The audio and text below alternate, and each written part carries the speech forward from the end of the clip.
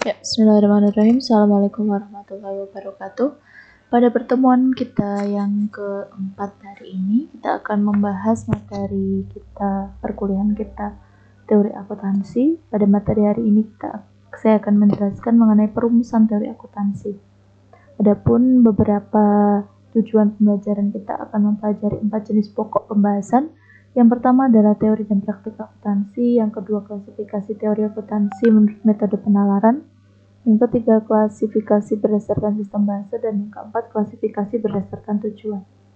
Teori dan praktik akuntansi. Dalam praktiknya, akuntansi itu dinilai ke dalam 3 jenis bentuk ilmu. Yang pertama, akuntansi dinilai sebagai sebuah seni, yang kedua akuntansi dinilai sebagai sebuah informasi, dan yang terakhir akuntansi dinilai sebagai sebuah jasa. Akuntansi sebagai seni itu merupakan sebuah ilmu di mana akuntansi itu secara bebas dia dapat dibuat dengan metode-metode yang tidak selalu berpegang teguh pada sebuah prinsip. Jadi misalkan di dalam akuntansi itu meskipun sudah ada standar akuntansinya atau pedoman dasarnya, namun pada praktiknya pencatatan akuntansi bisa jadi tidak selalu melibatkan atau tidak selalu sama secara utuh dengan pedoman dasarnya. Bisa jadi perusahaan itu menyesuaikan sesuai dengan kebutuhan dari perusahaan tersebut. Jadi itulah mengapa dibutuhkan sebuah seni atau inovatif dari perusahaan masing-masing, inovasi dari perusahaan masing-masing. Yang kedua, akuntansi digunakan sebagai informasi. Jelas sekali bahwa akuntansi itu merupakan sebuah bentuk informasi yang digunakan perusahaan untuk digunakan sebagai bahan informasi laporan keuangan kepada beberapa pihak-pihak terkait seperti itu. Yang terakhir, akuntansi sebagai jasa. Akuntansi itu sebagai bentuk pelayanan yang diberikan kepada para stakeholder yang digunakan sebagai bentuk pemberian informasi tadi seperti itu. Jadi ketiga bentuk ini mengartikan bahwa akuntansi pada dasarnya bersifat bebas, yaitu seni, tetap saja meskipun dipegang dalam sebuah pedoman dasar, tapi akuntansi sendiri dapat menyesuaikan dengan inovasi setiap perusahaan masing-masing. Tuh. Selanjutnya, di sini klasifikasi akuntansi menurut metode penalaran. Teori akuntansi sendiri diklasifikasikan atau dibagikan dalam beberapa bentuk macam. Yang pertama, teori akuntansi sendiri terbentuk dalam bentuk deduktif, yang artinya di sini dari sebuah teori dasar yang nantinya membuat perusahaan itu dapat mencatatkan akuntansi ke dalam beberapa jenis laporan keuangan yang sesuai dengan kebutuhan masing-masing perusahaan. Itu kalau deduktif. Yang induktif sendiri artinya akuntansi itu pada dasarnya lebih mengarah kepada sesuatu hal yang sifatnya itu bebas. Jadi artinya di sini dapat direalisasikan dengan pengukuran tertentu dan dapat terperinci seperti itu. Nah, keuntungan dari pendekatan induktif dalam akuntansi itu biasanya mendasari bahwa akuntansi itu bersifat bebas. Artinya di sini mereka meskipun menggunakan pedoman tetapi tetap juga menggunakan ide-ide atau inovasi-inovasi dari setiap perusahaan masing-masing. Yang selanjutnya, etika, bahwa dalam pencatatan akuntansi itu harus berdasarkan pada kebenaran, keadilan, dan nilai kewajaran serta kejujuran. Jadi dalam pencatatan akuntansi tidak boleh lepas dari beberapa unsur itu tadi, kebenaran, keadilan, kewajaran, atau kejujuran.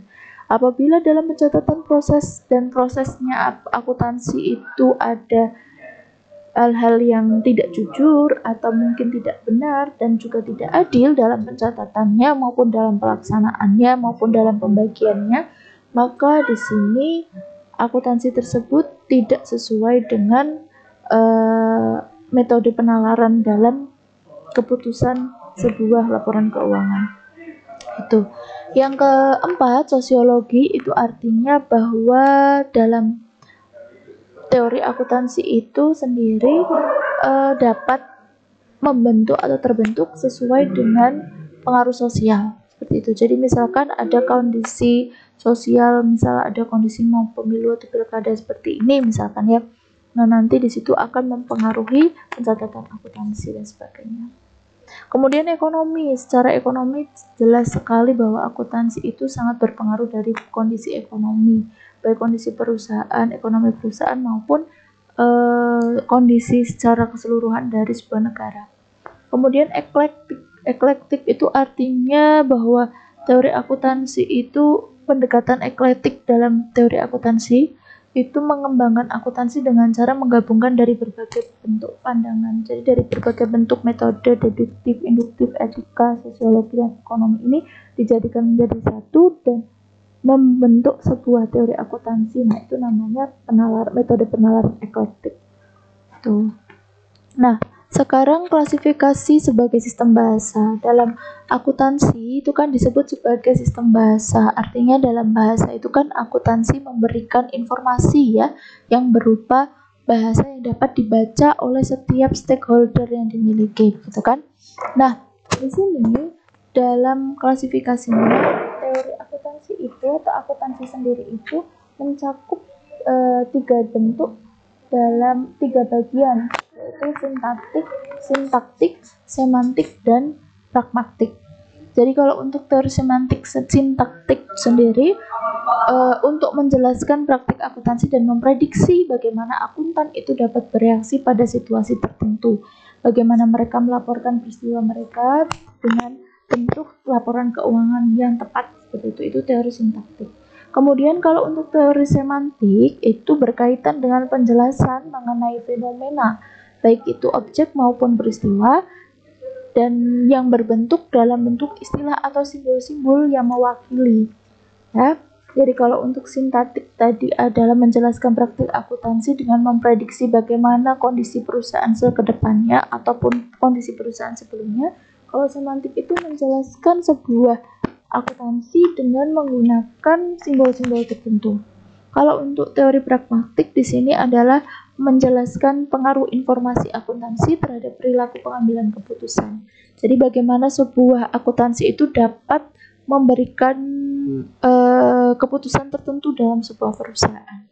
Seperti itu. Nah, kemudian klasifikasi akuntansi berdasarkan tujuan itu terbagi menjadi 2 jenis. Yang pertama, teori normatif dan teori akuntansi positif.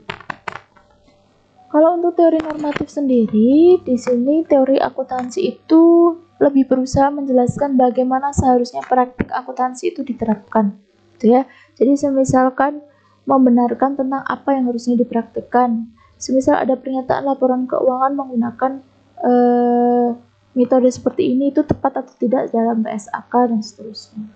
Kalau untuk teori akuntansi positivisme atau positif, itu artinya aliran ini tuh didasarkan bahwa anggapan adanya sebuah bentuk kekuasaan dan politik yang di dalamnya itu mempengaruhi akuntansi dan juga pencatatan serta pelaporannya, seperti itu. Jadi kalau yang teori normatif itu adalah sesuai dengan pedomannya sesuai atau tidak. Kalau untuk yang akuntansi positif itu dapat berpengaruh sesuai dengan kondisi politik atau kondisi ekonomi dalam sebuah negara. Tuh. Oke, mungkin itu yang dapat kami sampaikan. Terima kasih atas perhatian teman-teman semua. Cukup sekian dari kami. Assalamualaikum warahmatullahi wabarakatuh.